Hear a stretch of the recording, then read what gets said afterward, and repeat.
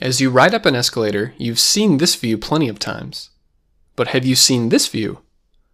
Or this view? In today's video, I'd like to show you how an escalator works.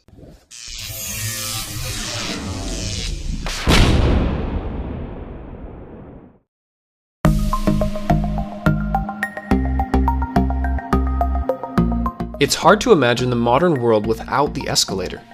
It was initially called the revolving stairs. The first idea can be traced back to 1859. But it was a few more decades until we had our first working escalator. Since then, society has come to heavily depend on these machines. The escalator is most useful in places where there are large amounts of people to move, such as airports, shopping malls, and subway systems. Elevators can only move so many people, even if there are several of them.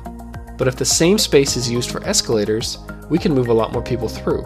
Of course, there's usually an elevator nearby for those that can't use the escalator. You'll usually find at least two escalators alongside each other, one going up and the other going down. They can extend for multiple levels. Sometimes to save space, they'll be arranged in a crisscross pattern. But the layout will change depending on the needs of the place. Some escalators might need to be longer or shorter depending on the height of the next floor. Maybe they'll need to be wider to fit more people, or several escalators might need to be right next to each other.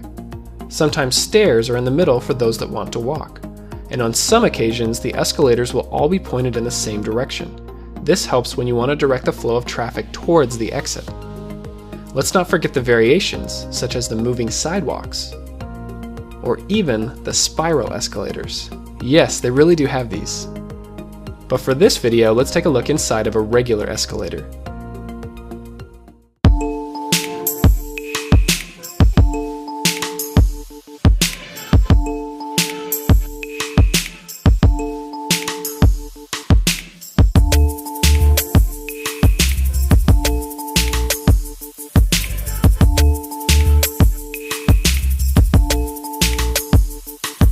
There's a series of individual steps that make up the moving stairs. They have ridges on the top and are sometimes made out of rubber so that they have better grip. The steps are painted yellow around the edge to encourage passengers not to stand too close to the edge. These steps stay flat while they're on top, and it's a good thing too. Each step has two wheels on the bottom to guide it as it moves along. Then we have what's called the step chain. This attaches to the top of each step.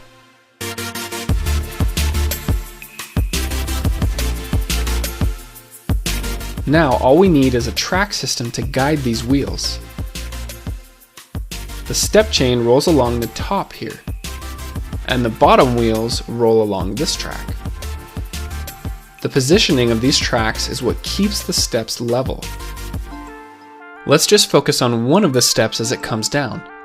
You can see what would happen if this bottom wheel was just a little bit higher. The step would no longer be flat. Once we get to the end, the steps flip over and come around the other side.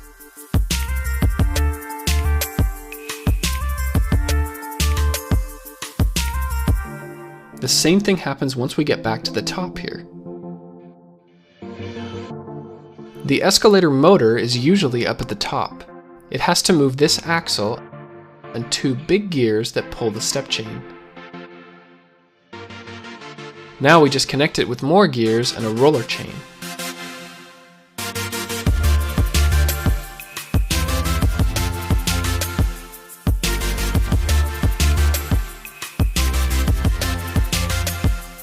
Now comes a few more gears.